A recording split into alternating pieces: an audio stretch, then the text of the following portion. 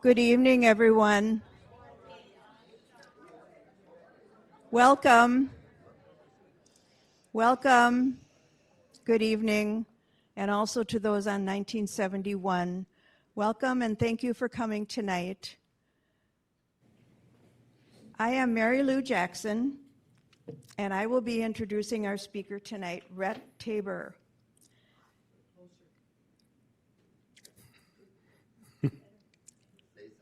There are three exits for you tonight. The main exit in the back, which we'll try to reserve at the end for those with walkers. And then we have two exits here in the front of the room, so consider those when you're leaving. Please silence your cell phones. Thank you.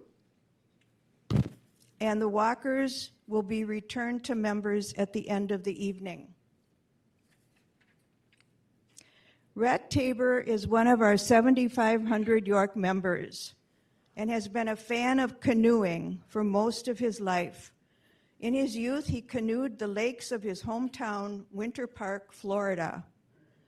Moving to Minnesota in the early 1970s opened up a whole new world. Beginning in the late 1970s, he made annual canoe trips to the Boundary Waters with family and friends.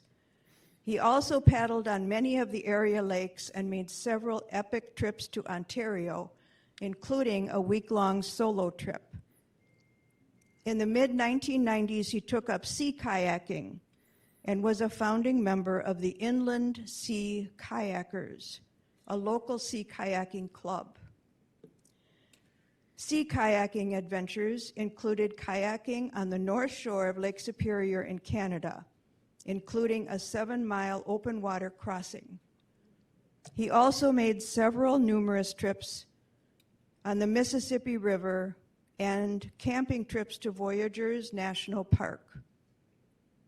It's obvious he was an avid and experienced canoeist when he began his most memorable trip, a 19-day adventure on the Clark and Thelon rivers in the Northwest and Nunavut territories in the far north of Canada in 2001. Join me in welcoming Rhett Tabor.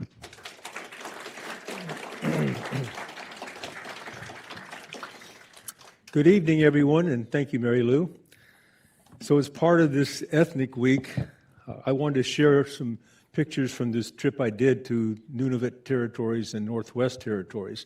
Got a couple of flags that I brought back from that trip. The one on the furthest over on the left is the Northwest Territories flag, and the other one with a picture of an Inukshuk, which is a symbol of the far north for the Inuit people, is the other flag that I brought back. So I just thought those were kind of nice souvenirs to have. So in 2001, as I show on the slide here, we did this trip. It was 220 miles, 19 days. It was a trip that I'd dreamed about for a long time, going to the far north. And so this was an opportunity with 4 or 5 other friends to do this trip. So the trip that we did was self-guided.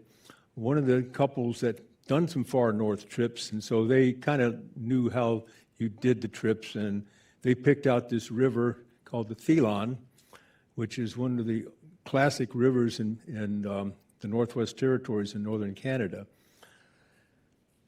And Thelon,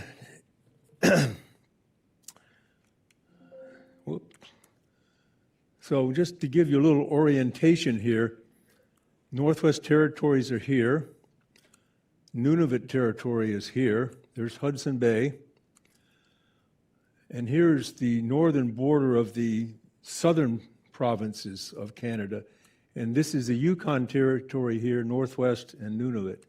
So my friends and I, we drove from Minneapolis, started down here, cut across Canada. There's no direct route north, there's no roads.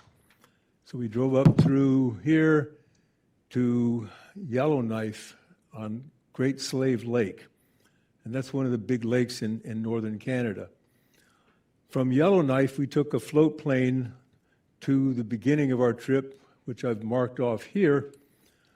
There was actually 2 rivers, the Clark River and the Thelon River, and we elected not to put in at the beginning of the Thelon River because it's quite a ordeal, basically. There's a big canyon that you have to go through, a lot of white water.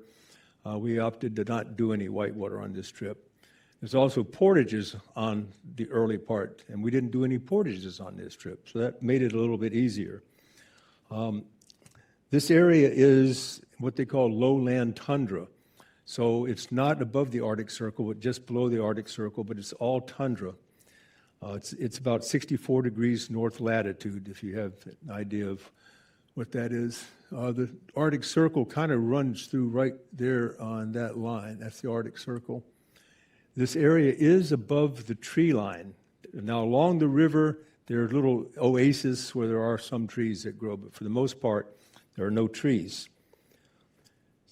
So the access to the Clark and the Thelon, you can do it one of two ways. You can come in from Yellowknife, which is what we did, or you can fly into a community that's much further down the river, somewhere in this area called Baker Lake. Of course, then you'd have to paddle upstream, or you could go commercial flight to Baker Lake and take a float plane up to the beginning or wherever you want to start on the river.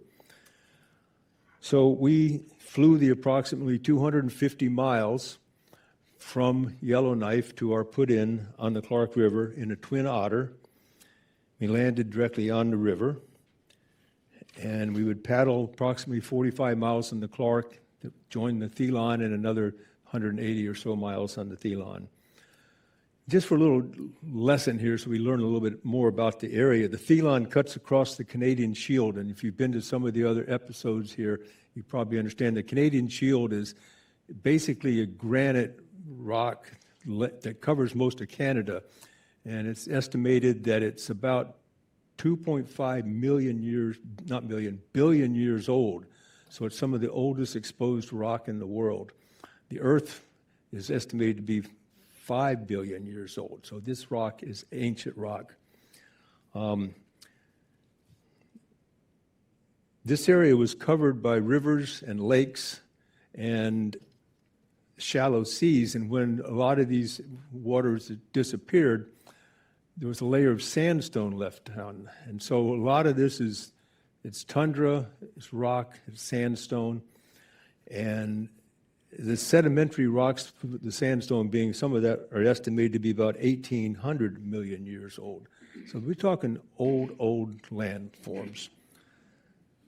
And as we know in Minnesota and Wisconsin, the glaciers did a lot to shape the land that we live on. Well, the same is true in the far north. They figured the last period of the glacial age was about 20,000 years ago is when that began, and that ended about 6,000 years ago. So we talk in terms of Minnesota and Wisconsin, the glaciers had already retreated about 10,000 years ago. But up in the far north, it was about 6,000 years ago until the last of the glaciers retreated. There's archaeological evidence that the first peoples that came to this area was 8,000 years ago. And so when we think about the people that live there now, their ancestors were there 8,000 years ago, which is just an amazing thing to consider. The descendants of these paleo peoples are the Cree and the Chippewayan, also called the Dene, which is the native name for themselves, and also the Inuit, which are more to the east. And we used to call the Inuit Eskimo, which meant meat eater or fish eater or raw fish eater, and that was kind of offensive to the native peoples, and so they're now called Inuit. Interestingly enough, it wasn't until the late 1800s that the first white explorers went into the Thelon River Valley. Now, there were explorers and fur traders, and you'll hear more about fur trade tomorrow, that have been exploring Canada since the 1600s. But this area of Canada is so remote that there were no white explorers until about 1890 or so. That was the first white people that had gone into that area. So that's where it is. This is just a pretty close-up map. It's a little hard to see much, but this is where we came in on this is the Clark River. The Thelon River actually starts way down here somewhere. But like I said, we opted not to start at the beginning, so we paddled the Clark, then we got on the Thelon, came through. This borderline right here is the border between the Northwest Territories and Nunavut. and then we paddled down here. Just before Beverly Lake was our takeout point. Now, if you look further down, the river goes down to Aberdeen Lake, and eventually you can get to Baker Lake, where there's an Inuit settlement, and eventually this drains into the Hudson Bay. So, and there are people that will make this trip that will go all the way to at least Baker Lake, and sometimes you can go all the way through what's called Chesterfield Inlet and be at Hudson Bay. I don't know what you're supposed to do if you paddle there because you're kind of stuck. Yeah, I don't think there are people. These early explorers, I mean, they paddled up the river. I mean, and it's not a whitewater river like so many rivers in the Arctic, but it would be a paddle going back up. To protect the muskox and caribou and other wildlife in the area, there was a Thelon game sanctuary, which is kind of in this area. It's a protected area where hunting was not allowed. And in that 1927 was when the sanctuary was established. They later changed the name to the Thelon Wildlife Sanctuary. It's approximately 56,000 square kilometers, which is roughly the size of Nova Scotia. So it's a huge area that's a sanctuary, and no hunting is allowed now. It's home to a variety of Arctic animals. I had earlier today some pamphlets describing some of the animals. There's caribou, wolves, grizzly bears, muskox, wolverines, wolves, and some moose have actually gone that far north. Lots of smaller animals and lots of different birds, including peregrine falcons and eagles, and almost any bird that might migrate south now lives in that area. So, here's 3 of the 6 members. We could turn a light off, I suppose, if we need to. So 3 of us drove up from Minneapolis to Yellowknife. That was a 2,200-mile trip. And we rented a van since no one wanted. I need a little light here to see my notes. So anyway, so it was a 4-day drive up to Yellowknife. The 3 of us went, and the other 3 people that part of our crew flew up.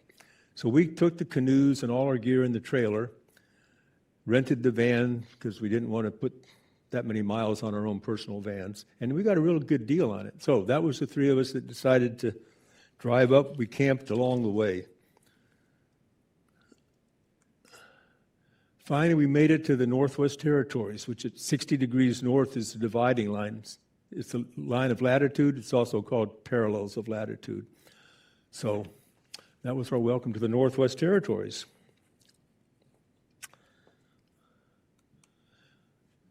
After we crossed over, there's a river. It's called the Hay River, and there was a couple falls, or one falls here, but different parts of it. It's called Alexander Falls. Just amazing. It's a huge, huge river, and it just gives you a sense of the power of these northern rivers. You can see how the erosion over the millennia have carved out the river valley. Beautiful falls. The next stop on our trip was the Mackenzie River, and that's one of the great rivers of Canada. It starts in Great Slave Lake and empties into Beaufort Sea, which is part of the Arctic Ocean. So we're waiting for the ferry to take us across the river. There is a bridge there now, a little bit further to the north here, but this is how the transportation was when we were there. Took the ferry across, continued our drive. We're getting close, getting a little bit goofy after spending 4 days in the car. So anyway, that's the road. There's not much of a highway. It's a gravel dirt road all the way up to Yellowknife after you cross into over the Mackenzie River.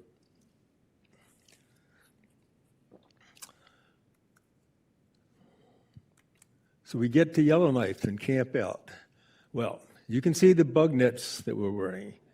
As soon as we got out of the van, the mosquitoes just attacked us. It was incredible. So that was our welcome to Yellowknife. So that was my friends Randy and Joni that I drove up with. We got camp set up, had our head nets on. We just kind of hung out for the evening. Next day, we reorganized all our gear because when we drove up, we were camping and everything was not ready to go into the canoes or the airplane.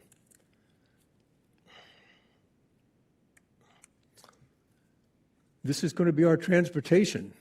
So after meeting with our friends, getting reorganized, we met back at the float plane base, and we used a service called Air Tindy, and this is a Twin Otter. It's the primary source of flights in and out of Yellowknife and that whole area. It was fairly reasonable in cost back then, but now because they're doing a lot of mining, in fact, there's a huge diamond mine north of Yellowknife, they use these planes to ferry the building materials back to the mines.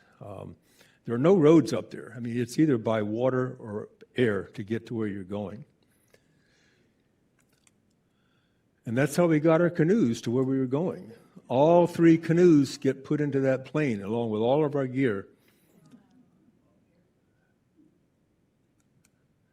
And that's what it looked like inside the airplane. It would basically hold 12 people. We had 6 seats, and the other seats were taken out so we could have the canoes inside the plane. That's not our plane, but that's what it looked like when it took off.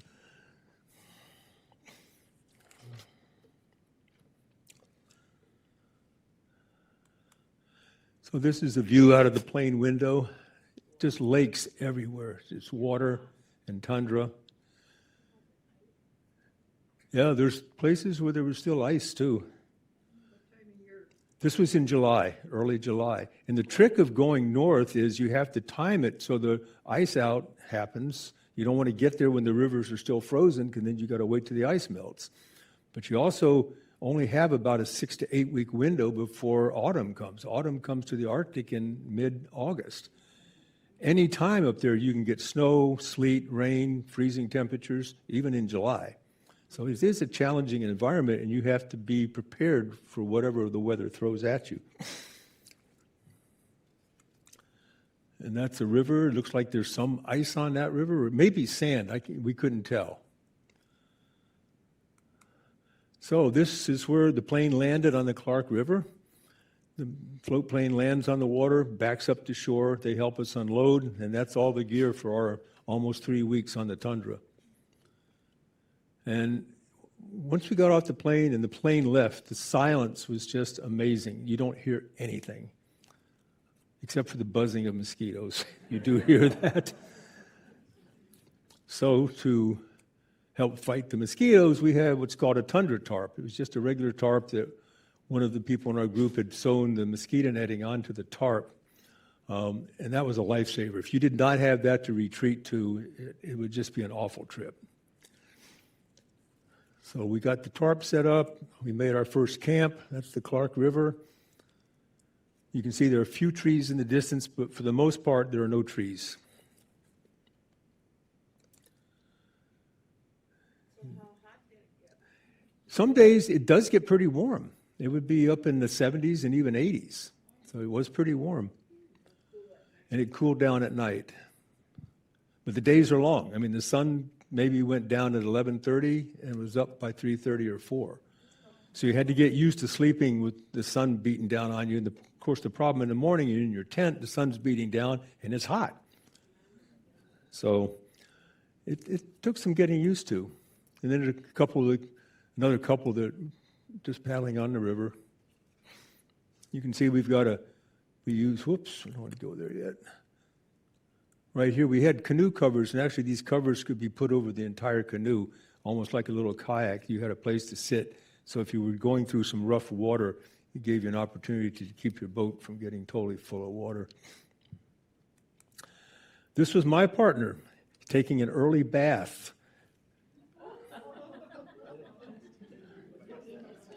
Mosquito net.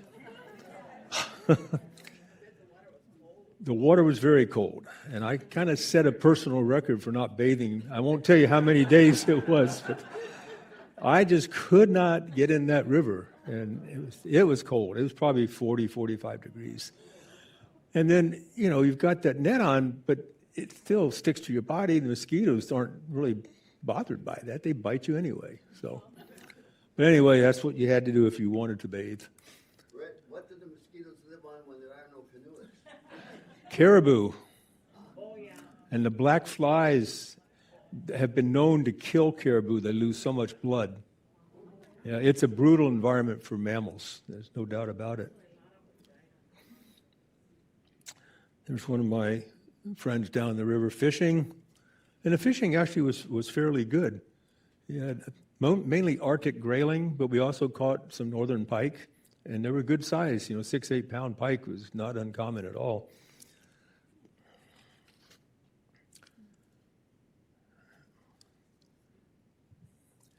And going down the river, this is sand. These are humongous sand dunes. And they basically were left behind by the glaciers. Underneath the glaciers, when they start to melt, there'd be a river, flowing water that would deposit sand in various places. These are called eskers. And I never expected to see something like this, but the landscape, for the most part, was just flat tundra. But every once in a while, you'd come across something like this, and it's like, wow, you think about how this was formed and how it's been. There was a little bit of the snow that was left over. So it's hard to imagine what the winters would be like up there.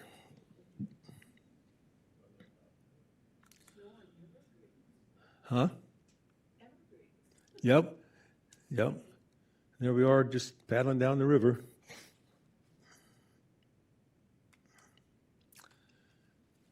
And there were 2 women on the trip, both couples. This was one of the women that I drove up with. And again, like I said, there are trees along the riverbanks, but this was kind of typical too. This was all sand, some of the typical Arctic plant growth. Everything's low to the ground, very small.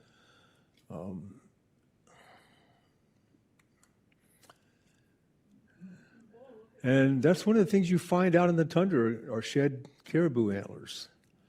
And of course, you're always thinking, oh, we got to bring some of these home, which we did. And you have to get permission from their DNR to take them out of the territory. But we had them strapped on the car when we were coming back. We got stopped by the RCMP, wanted to see our permit, so you best have a permit or you've got a big problem. Anyway, Kathy was out just kind of wandering around the tundra. This is called cotton grass. It grows a lot there. No snakes. No snakes, definitely. You can see now the terrain has changed a little bit. Okay, so I'm setting up my tent. This is an interesting, I'll tell you a brief story about this. So you notice on the inside of the tent, I've got mosquito netting set up. So part of the planning in this trip was that there was a man named Cliff Jacobson. I don't know if anybody's ever heard of him. He's a well-known canoeist. His wife, Susie, when they used to make trips, they would create a personal bug tent, and they called it a Susie bug tent. Well, all of us decided we should have our own bug tents, which, when you're out, like my friend was bathing in the river, put the tent on, gives you some protection from the mosquitoes. If you needed to go to the bathroom, you could drape that over you and do your thing. My tent, unfortunately, was a little older, and on day 4 of the tent, my zipper broke. And I'm like, oh, this is interesting. So you're in your tent, and it's hard enough to get in and out of your tent without bringing 40 or 50 mosquitoes in there. I mean, every night you had to kill mosquitoes before you could go to bed. So now I've got a space about this big in my zipper. And I'm like, okay. So I tried stuffing something in there. Didn't work. Nothing's working. So I'm like, this is just awful. About 2 o'clock in the morning, I finally started thinking, it's like, what if I took my personal bug tent and hung that inside my tent? Problem solved. So every night I set that up. I had a tent to crawl inside the tent. I could tuck it under my thermarest, bug free. I could see all the mosquitoes this far from my face, but they couldn't get me. So that was a solution. It was amazing.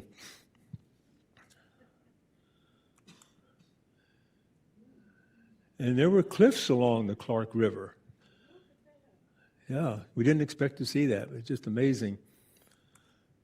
So you can see what erosion has done over the years. This is kind of interesting. We come down the river, and all of a sudden we hit headwinds. They must have been 50 miles an hour or stronger. Not only could we not paddle against it, it was blowing us back up the river. And not uncommon in the Arctic to have winds like that come up. We were fortunate we didn't really have any windbound days, but that did stop us in our tracks. So we just said, done paddling. We did some hiking, going up on a big cliff like on the other side. So Did the 50-mile-an-hour winds take the mosquitoes away? you bet it does. You bet it does. And that was the thing. We always wanted a breeze because when you need to go to the bathroom, what are you going to do? It's out on the tundra. Okay, use your imagination, okay? But when it's windy, no problem. But absolutely, that's right. You wanted it to be windy. Another picture of that, and sand was continuously pouring over the edge of the esker there. Very interesting. Some of the caribou antlers. Randy and Joni paddling down the river. This was the last part of the Clark River, and where it met up with the Thelon, with another river coming in, there's another huge river on the other side. There was some rapids that were listed on our charts that said something about whirlpools and class 2 rapids, and we were like, oh, this doesn't sound good. So we stopped, we got all prepared, put on some different clothes and like rain gear and stuff, so if you went in the water, we'd at least have kind of a shot at staying warm. Turned out that it wasn't anything. We just paddled through. There were some standing waves we went through with the canoe that got some water in the boat, but actually there was nothing wrong. And I should say on a lot of the pictures here, it's really difficult to do photography on the tundra because there's not much landform that you can use to compose a picture. And so lots of times, I mean, when I went back to prepare this, it's like, gosh, I wish I had a picture of this and a picture of that, but we just didn't get them. And the camera's in a waterproof box, and so you got to get that out. You don't want to drop it in the river. So anyway, one of a couple structures, after we got on the Thelon, we came upon a place called Warden's Grove, and this was actually a cabin that was built by the game warden for this sanctuary. It was back in 1927 or 28 that this cabin was built. So that's where the game warden would stay year-round. It was quite challenging. And then this was another cabin built at the same site. It was kind of used for storage. And this was built in I think in the 70s built in the 70s. So after leaving Warden's Grove, the next part of what we were going to see on the Thelon was a place called Hornby's Point, and this is kind of interesting. Hornby was somewhat eccentric, but legendary English explorer, and he had done a lot of exploring on the Thelon River, and he came up with an idea that he wanted to winter over on the Thelon. So he got his cousin, an 18-year-old cousin by the name of Edgar Christian, and also a young family friend, and they canoed into this area, and they had built a cabin, and they were going to stay over the winter. They didn't have much in the way of provisions. They were planning on hunting caribou to survive. Unfortunately for them, the caribou never came, and the three of them starved to death. And it's interesting because the young Christian, he was 18, he kept a diary of first the older man died, then the other man died, and they're just getting by on nothing. I mean, they're eating leather shoes, anything they could put in their stomach, try to just stave off starving. And even bones they would break up, and I mean, it was not much that would sustain them. And so eventually he passed away. But before he did, the diary he kept was put into the stove in the cabin. And a year or two later, the RCMP, the Royal Canadian Mounted Police, were doing a patrol, and they came upon the cabin. They were actually looking for him because they hadn't heard anything from him. And they happened to look in the stove, and they found his diary. And it's a very interesting read, I'll tell you that. But this was the graves where the RCMP buried them. The original crosses that were erected are pretty much fallen down, but in somewhat more recent times, the three crosses that are lying on the ground over the graves were put there. But it was one of those stories in the Arctic that it's just, it's an interesting story to read.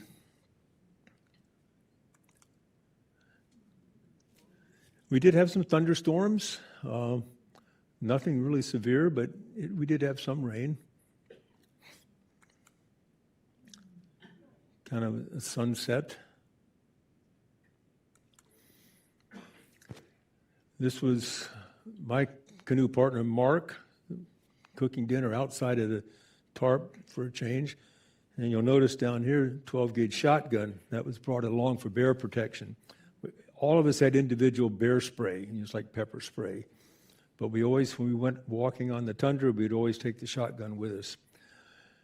Interesting enough, we did have one encounter with a grizzly, not a totally close encounter, but one night we'd paddled about 28 miles, and we were all sitting around having dinner, and somebody says, "There's a bear," and the bear was swimming across the river right towards us. And we're like, "Oh my gosh, this is not good." So we made a bunch of noise, waved our hands, and the bear kind of stopped, turned around, and went back and sat on the other shore, and just sat there. And so we're like, okay, interesting. What are we going to do now? So we took the shotgun, fired a slug in his direction. We weren't trying to hit him.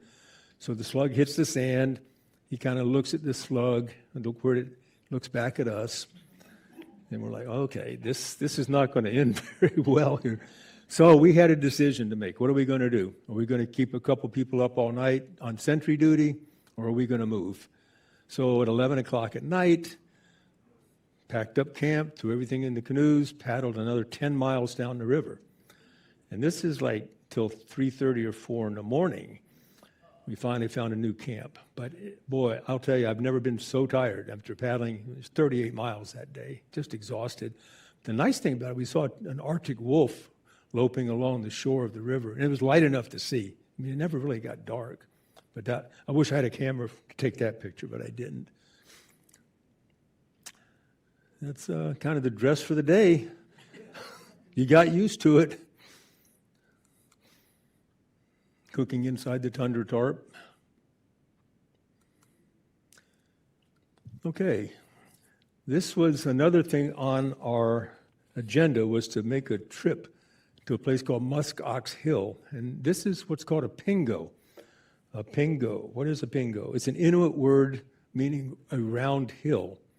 And it's a landform that's common in the upper Arctic, like the Mackenzie River Delta, which empties into the Arctic Ocean. You see a lot of these. This was kind of unusual for being this far south, relatively speaking. And they figure it's probably 5,500 years old. But it's caused, this is all permafrost, and this used to be more of the river valley. But for some reason, this permafrost, and it's still frozen in the middle, kind of comes up from the tundra and forms these round hills. And they're big. You know, it's like a 1 or 2 mile walk across the tundra, which is, if it's sandy, it's not so bad. It's pretty easy. But it's also hummocky, wet, muskeg, swampy. You know, and every step you take, you're kind of sinking down in a little water because it's all permafrost 2 or 3 feet down. And so the water has nowhere to go. It was a tough walk, you know, because every step you have to be careful of. And then when we got up towards the Pingo, it was like a foot deep of water all around it. But interesting forms. It's kind of clay and sandstone sculpted by the winds and the rain.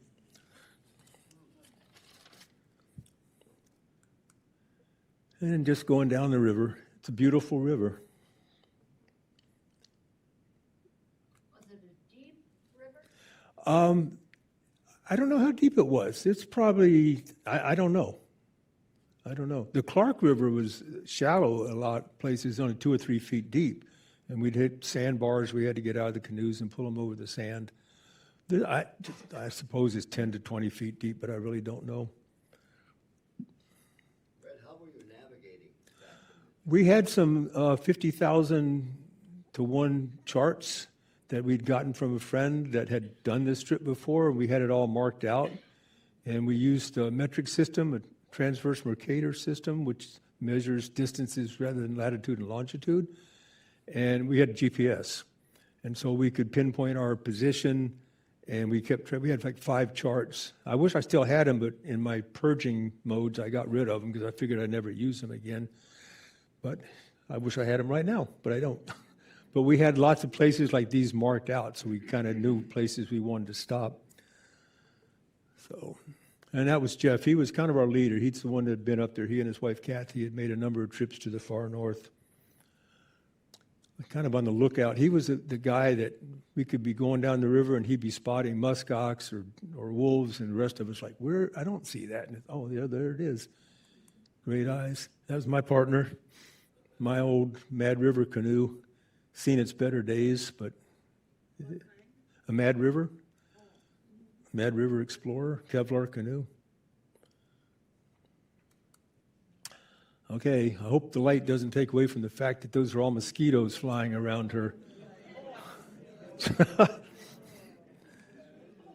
Yeah, that's what it was like. If there was no wind, you had to put up with mosquitoes.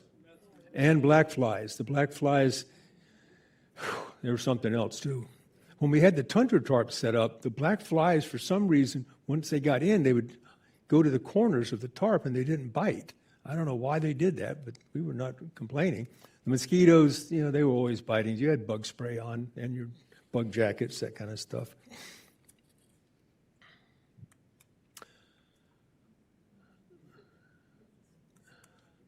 So there's an Arctic wolf, white wolf, just on the shore. There's so much wildlife up there, it's just amazing. These are muskox. I had some muskox fur on my table here earlier. Some of you got to touch it. It's the undercoat of a muskox, and it's extremely warm, extremely soft. They look prehistoric. They've been there for tens of thousands of years. They're really only in the Arctic. So, couple caribou, mama and a little one. No, they're plant eaters. They eat lichen and grasses. There's another one. What's kind of interesting about these are stragglers. I mean, there's a herd of caribou with tens of thousands of animals called the Beverly herd. There's at Beverly Lake, and the caribou migrate from the wooded areas to the south, and they head up north, basically towards the ocean where they breed and they go back and forth. But when the winter starts coming, they head south. And this herd of thousands of animals will cross this river we were on. We did not see the herd. And that was a disappointment. You could see where they'd been. You find hair floating down the river. You could see the trails that go up onto the hills. We were hoping to see them. And unfortunately for these guys, they're probably not going to make it through the season because the wolves will get these stragglers. I mean, the only protection for a herd of caribou is the fact there's so many of them. And they lose a few to wolves. That's just the way nature works up there. Yeah, they are molting. And this is some archaeological artifacts. And what it is, it's the remains of making stone tools. So it's quartzite. And if you use your imagination, you could see Inuit hunters sitting around chipping off the tools so they can make their arrowheads and their spear points. And it was just lying there on the ground, and when you stop and think about it, it's like, wow. And this is how it was a Stone Age culture, and they had to use stone. That was the only available resource to make things like arrowheads and spear points.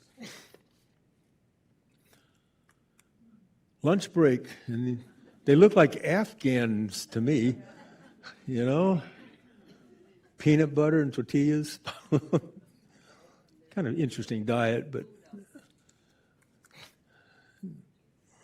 it's another shot of the river.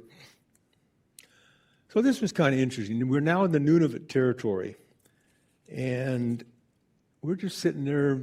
I think we were having lunch or something, and this motorboat comes up, actually 2 of them, and one was the game warden, and the other was a member of parliament for the Nunavut territory.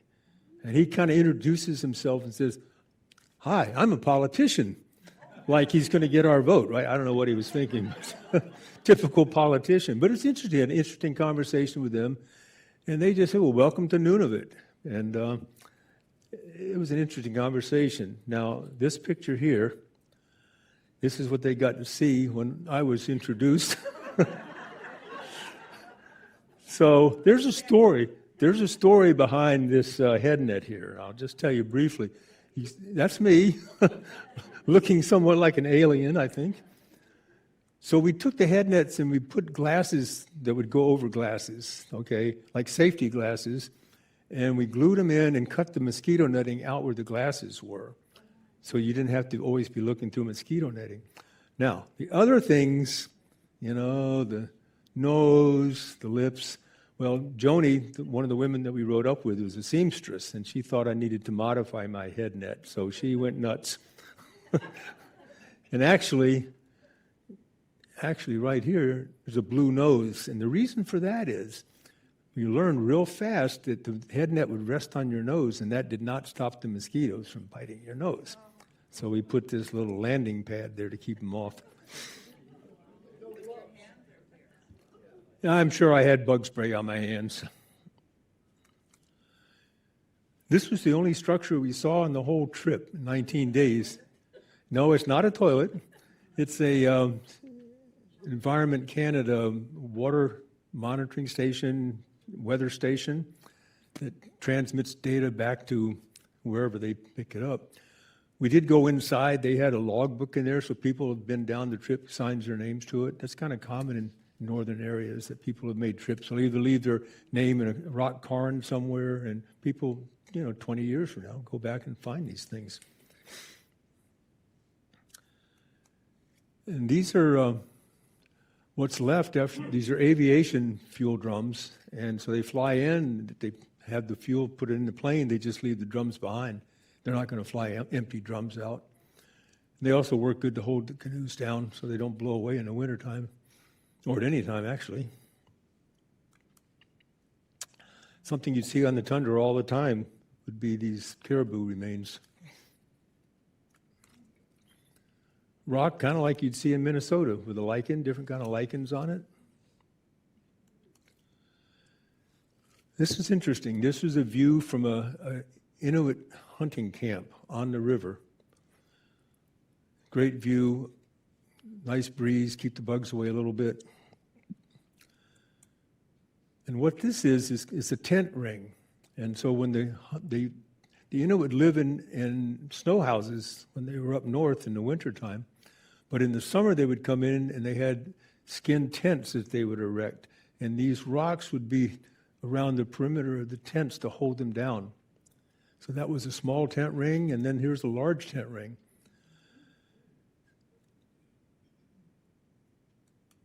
And this was a food cache. And actually, if they dig down, I don't know how deep it was, but if you dig down, it's permafrost, so you've got built-in refrigeration. And it also is meant to try to keep animals out, because you've got all kinds of animals, whether it's bears or wolverines. So it's a way to protect the food. This, I'm not exactly sure what it was, but you'll notice there's holes that have been made in this. We think it may have been a sled runner or part of a sled runner, but it's obviously something that the Inuit made. I think somebody probably put them on the rocks, but kind of interesting. And this is an inukshuk. And you say, what's an inukshuk? Well, the Arctic is so featureless that these were erected, and they call it in the form of a human, is what a nukshuk means. And you'll find these scattered around. And it was made for navigation for the native peoples, might show a way to a camp, a hunting ground. It might say this is a good hunting ground, but you find these a lot up there. And in fact, the flag that's on the right side for the Nunavut territories, that's the stylized version of an inukshuk. And it's kind of representative of the Arctic and the Inuit peoples that live there.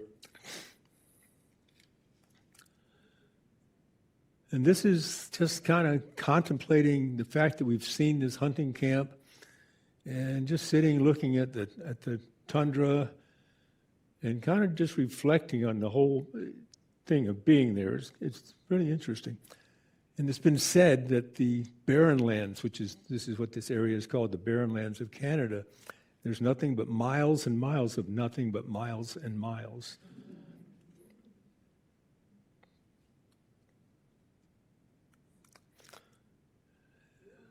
There's a muskox. Here's another muskox. That was not taken with a telephoto lens. I was probably a little bit too close, but he didn't do anything, and I walked away. But I kind of crawled up the hill, and I was kind of behind a little ledge, so it wasn't like I was just like, here I am, because that would probably not have been a good plan.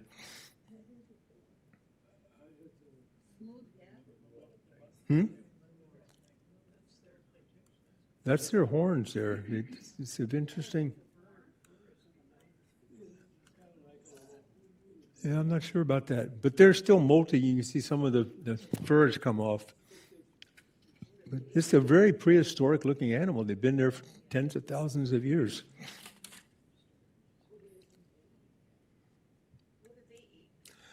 They eat lichens and grasses. They're vegetarian. Yep. And they really can survive the winters because they find places with the snow covers and they just dig in and get the lichens to eat. So, and as a defense, they will form a circle with their heads all pointed out. So if the wolf is trying to get one of the muskox, they just protect the little ones by forming a circle around it. And the muskox bulls are on the outside of the circle. And this is another lone caribou just doing his thing. Yeah, probably a year old, I would suspect. So every once in a while, you got to have a little fun. So we did bring back a lot of antlers. And this is getting to be the last day of the trip.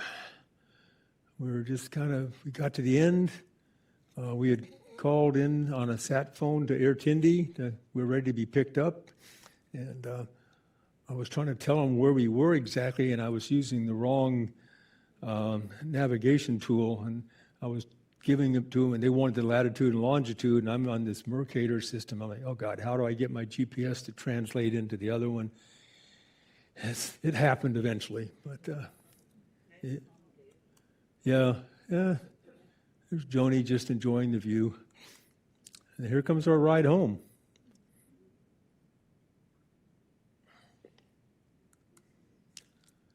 Interesting enough, the plane landed, and then it turned around and left without us. And we're like, what the heck?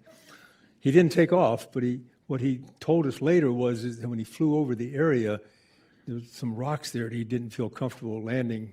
He didn't want to puncture a pontoon. And so he kind of moved, and we had to carry our stuff down the river further. So we're ready to load up the plane and get ready for the 2.5, 3 hour flight back to Yellowknife. And then back in Yellowknife, there's this rock mural, and it's called the Circle of Life. I thought that was a good way to end the slideshow. So, any questions? Tell us a little bit about the water and the food. How much food you had to take, and did you get replenished? There was no resupply. We had to carry all the food that we had.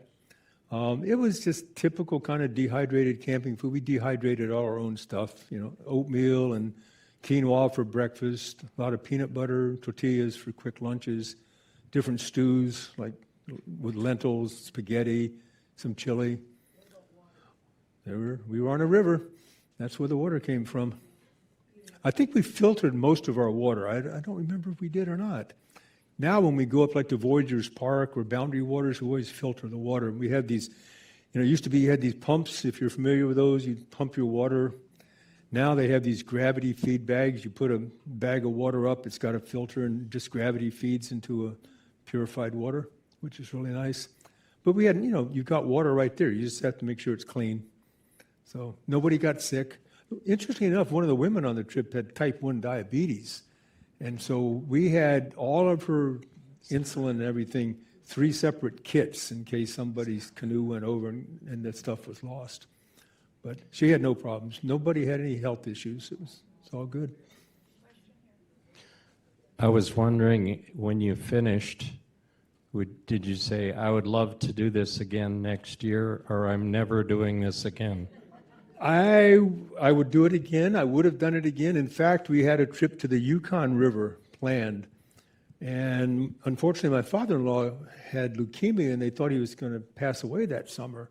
So I bailed out of the trip, and he didn't die. So that was good, but it kind of spoiled my trip. But I did. We were going to go to the Yukon and spend 2 or 3 weeks paddling some of those rivers. Did you have to register your trip at the beginning and the route you were taking, so in the event you didn't show up? No. We always leave a float plan when we do these trips, like a flight plan saying where we're going, how long we expect to be out, contact information. Even when we go to Voyageurs National Park, we always do that. So there's at least 2 people back home that know where we are, and if we don't get back or call in, they're supposed to call the sheriff for that county or the park rangers. But up there, you just go, and if you come back, I guess, or not. Yeah, that's right. So my question is, along the trip, you did not have the phone communication. No. Right, no. Back in 2001, we had a satellite phone for emergency use, but we did not use that at all. We didn't communicate with the outside world at all. The only time we used it, we had it for an emergency. If we had to, get somebody medevaced out, we would be able to call, somebody, I guess. But we used it to communicate with Air Tindi to come pick us up. But that's the only time we used it. Now they have all these phones that you're in constant contact if you want to be. But we didn't want to be in contact. And you didn't find Santa Claus or the reindeers up there? I'm sorry. Santa Claus and reindeers. You didn't find... I couldn't understand the question, Dan. So,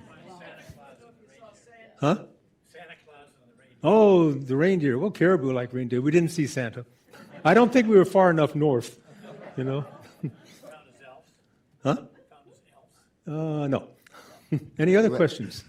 Red, I saw you were fishing earlier on. Did you eat any of the fish that you caught? Was that A little added bit. to your provisions? I didn't eat because I'm a vegetarian. I don't eat fish either. But some of the other guys ate the fish. We caught some northern. I did have to catch one fish, so I had to just catch one Arctic grayling to say I did, but I put it back in the water. Okay, thanks. Red, did you have Future trips, Sorry? future trips. Future trips? I don't know. Friends and I, we go up to Voyageurs National Park every year. So how many people know where Voyageurs National Park is? Okay, so it's not the boundary waters, it's to the west of the boundary waters, but it's the same type of landscape, except they're motorboats and houseboats, and we do sea kayaking there instead of canoeing because the lakes are big. So, I have a 17.5-foot sea kayak that I paddle up there. I've also paddled on Lake Superior with it. So, yeah?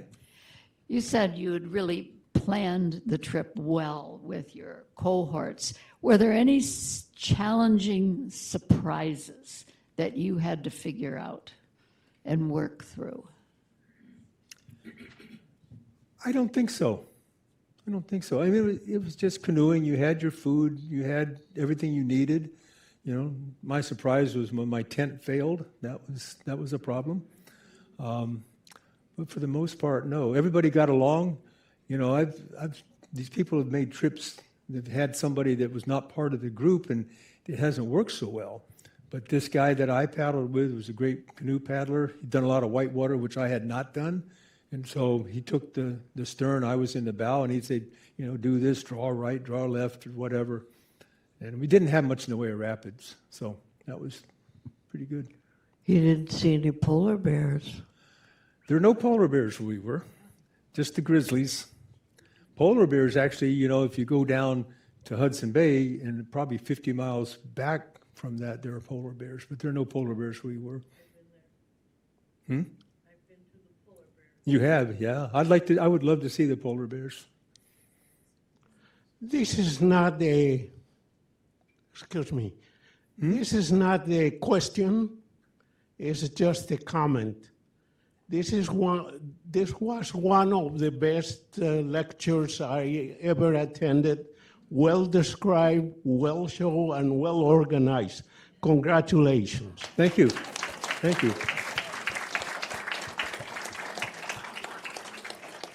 Yeah, it was fun to go back and read through my journal, and I had all these slides, and I got them digitized so that I could do this. I just thought it'd be a fun thing to do. So, Rhett, what did the people do there for a living? hunt. It's just hunting? Yeah, it's just, it's still a subsistence culture, and so I mean there are no real jobs now. Baker Lake, I suppose. I mean that's an Inuit community. I'm sure they make money on tourists and stuff, but yeah, it's a lot of things haven't changed. I mean, they use modern technology. I mean, a lot of the coastal Inuit rely on whales and seals, and they use rifles in their hunting. So, yeah, the Nunavut Territory, I don't know if I said this, but it was just established in 1999. So that was relatively new. It used to be part of the Northwest Territories, and now it was a land claimed by the natives with the federal government in Canada to establish their own territory.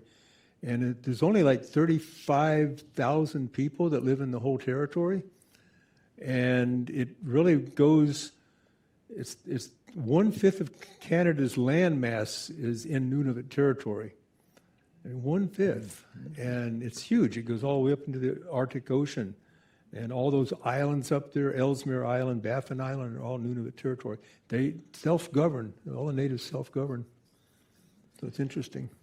Can you tell us a little bit about your preparation beforehand physically? None. None? We were young. You know, I was 55, 54, 55. So there wasn't anything to do. So, you know, we spent a lot of time packing up food, you know, and that type of stuff, but there was no preparation other than that. How heavy were the packs? I don't know. But we didn't have to portage, so it didn't really matter. So, I'm wondering what kind of canoes that you chose because you didn't have to worry about rocks in the. well, I had a Kevlar canoe. That was the canoe that I had, and the other, I think there was one Roylex canoe, and But are they fiberglass or metal? Kevlar is like fiberglass. It's a stronger material than straight fiberglass, but they're just kind of regular 17-foot canoes. Nothing special. Flat bottom?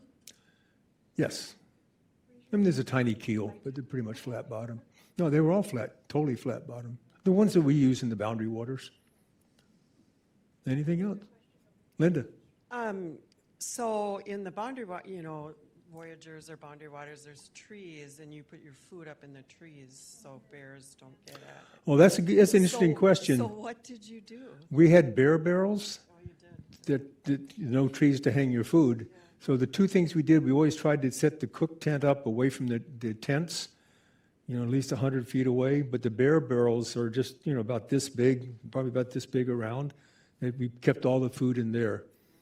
I mean, we had 3 or 4 of those barrels that just fit in the canoe, and supposedly a bear can't open them up. But we never had, like I told you, we had the one bear incident, and nothing happened. So, yeah, good question. We got 1 minute left. Any other questions? Mary Lou said I better be done right on time, No, I didn't say that. You said you would be done right on and time. I am. Yes. Thank you, Rhett. Raise your hand if you are enjoying Ethnic Week Canada. We've had so many fun events, and tomorrow there are 2 others. We've got an afternoon presentation by Doug Palmer and Dave Price on fur trading, and tomorrow night is the movie Maudie. And trivia is in the morning. How could I forget? Yes. And the drawing for the quilt will be tomorrow. Anyone who has put in their slip back there, you will have a chance to win the quilt. Let's say a big thank you to Rhett. Awesome. Very, very nice. And thank you. Thank you. Thank you and the committee for all the hard work you've done. You're welcome. Be sure to take advantage of all 3 exits. Thank you for coming. Good night.